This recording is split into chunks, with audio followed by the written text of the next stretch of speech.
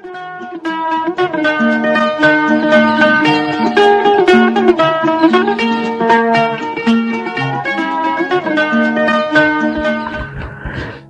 आदाब, hello friends. आपके साथ मैं हूं फराज और चैनल है फिल्मी फराज।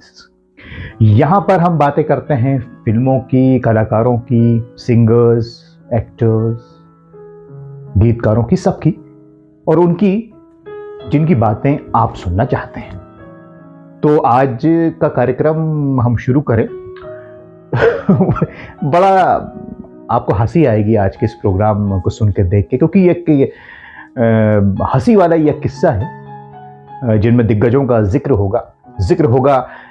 इसमें साहिर लुधियानवी भी हैं, शकील बदायूनी हैं, मोहम्मद रफ़ी साहब, संगीतकार रवि, इन सब का जिक्र होगा। आप ये सोच रहे होंगे कि क्या जिक्र होगा, इनका क्या कनेक्शन है साहिर का शकील से, रफ़ी साहब का तो खैर सभी से है। तो जनाब, ये किस्सा बड़ा मज़ेदार है और इसे खुद शकील बदायूनी साहब के बेटे जावेद बदायूनी साहब ने इसे साझा किया इंटरव्यूज में। तो हमने सोचा कि आपसे शेयर करते हैं इस बात को। मेरे महबूब तुझे मान मेरा एहसान, अरे नादान के मैंने तुझसे किया है प्यार। जिंदगी से मुलाकात, हाय रे इंसान की मजबूरियां, किसी के हिस्से में प्यास आई, किसी के दिल तुझी पे निसार है, जरा सुन। जय रघुनंदन जय सिया राम, जय रघुनंदन। मेरी कहानी भूलने वाले तेरा जहां, मैं वो नगमे तेरी आवाज को दे।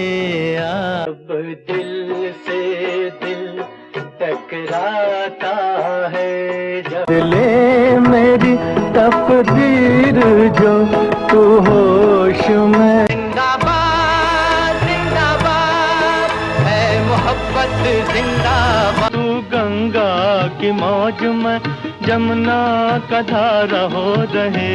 रूप का चमन ये हुस्न इश्क का वतन, यही तो वो जिंदगी के सफर में अकेले थे हम, मिल गए। हुस्न की क्या तारीफ करूं, कुछ कहते हुए भी हुस्न से चांद भी शर्माया है।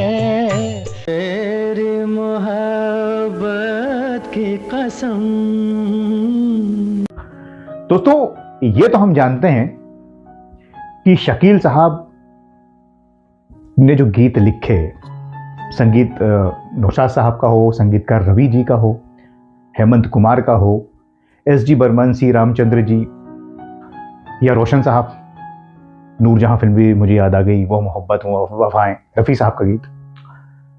ज़्यादा काम उन्होंने नो डाउट नौशाद साहब के साथ किया, गुलाम मोहम्मद साहब के साथ, रवि साहब के साथ, हेमंत कुमार। लेकिन रफ़ी साहब ने उनके जो गीत गाए वो बड़े मज़ेदार और दिलकश रहे। यहाँ तक कि चौदहवीं का चांद के लिए रफ़ी साहब को अवार्ड मिला, तो वो पहला गीत रहा जिसके लिए रफ़ी साहब को अवार्ड मिला। खैर, अब हम उस बात पर आते हैं जिसके लिए प्रोग्राम बना रहे हैं। दोस्तों, आप सोच रहे होंगे कि साहिर साहब का भी जिक्र हुआ, संगीतकार रवि का जिक्र हुआ। संगीतकार रवि का जिक्र इसलिए कर रहे हैं क्योंकि नौशाद साहब और गुलाम मोहम्मद साहब के बाद चौदहवीं का चांद से शकील साहब रवि साहब से जुड़े, वहां से दोस्ती शुरू हुई और फिर कई फिल्में, दूर की आवाज, दो बदन, ये हम जानते हैं। रफ़ी साहब तो खैर गाते ही थे इनके लिए। तो उन दिनों क्या हुआ करता था कि खास करके नौशाद साहब की फैमिली, शकील बदायूनी जी, ये तो खैर आसपास में ही रहते थे, एक ही घर था इनका। रफ़ी साहब, ये सब लोग दावतें किया करते थे, बढ़िया खाने बनते थे और ये बुलाया करते थे, जैसे कि आप और हम करते हैं। खाली फिल्मों तक ही दोस्ती नहीं थी, फैमिलीज मिलती थी, खाना होता था, दावतें होती थी, अच्छे अच्छे पकवान पकते थे। और ये शौकीन भी थे, शकील साहब भी बहुत शौकीन थे, रफ़ी साहब भी बहुत शौकीन थे खाने के। रफ़ी साहब की अक्सर खिचड़े की दावत हुआ करती थी। खिचड़ा जो बड़ा लजीज होता है, मज़ेदार होता है। तो साहब रफ़ी और रवि, रफ़ी साहब और रवि जी ने तो बहुत साथ में काम किया ही, इनकी भी बड़ी गहरी दोस्ती रही। नाम मिलते जुलते हैं, वी और एफ का फर्क है। अब हुआ क्या एक दिन जो बात मजेदार है कि शकील साहब की जो बेगम है वो घर पे थी और शकील साहब घर पर नहीं थे। तो रफ़ी साहब के घर से फोन गया शकील बदायूनी जी के घर की हम बोल रहे हैं रफ़ी साहब के घर से और आज खिचड़े की दावत है। तो शकील साहब से कह दिए कि बराए मेहरबानी शाम में आ जाएं और खिचड़ा हाजिर रहेगा और मजा आएगा, लुत्फ उठाएंगे। शकील साहब नहीं थे और जब वो घर आए तो उनकी बेगम ने कहा कि साहब वो रवि साहब के घर से फोन आया था। अब देखिए उन्होंने रवि सुन लिया रफ़ी की जगह, बस यहीं से पूरा कंफ्यूजन क्रिएट हुआ, जो मजेदार बात है। और वो खिचड़े की दावत है तो शकील साहब ने कहा कि खिचड़े की दावत रवि साहब के यहाँ, क्योंकि खिचड़ा नॉनवेज होता है, उन्होंने मालूम था कि रवि साहब वेजिटेरियन है। खैर उन्होंने कहा हो सकता है कुछ हो, कहीं से मंगाया हो, कुछ हो, कोई बात होगी। तो वो खाने के शौकीन थे शकील साहब। उन्होंने कहा ठीक है मैं शाम में वहीं खाऊंगा। अब शाम का इंतजार करते करते फिर शकील बदायूनी पहुंच गए संगीतकार रवि के घर। वहां पहुंचे तो रवि साहिर लुधियानवी के साथ बैठे। साहिर साहब और रवि साहब ने काफी साथ में काम किया है। किसी फिल्म की डिस्कशन हो रहा था, किसी फिल्म का गीत का।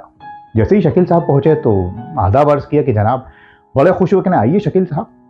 तो शकील साहब ने कहा कोई दिख नहीं रहा, सब खाली पड़ा, ये दोनों बैठे हैं। फिर उन्होंने कहा कि साहब वो आपने फोन किया था क्या घर पे, कि आज खिचड़े की दावत है?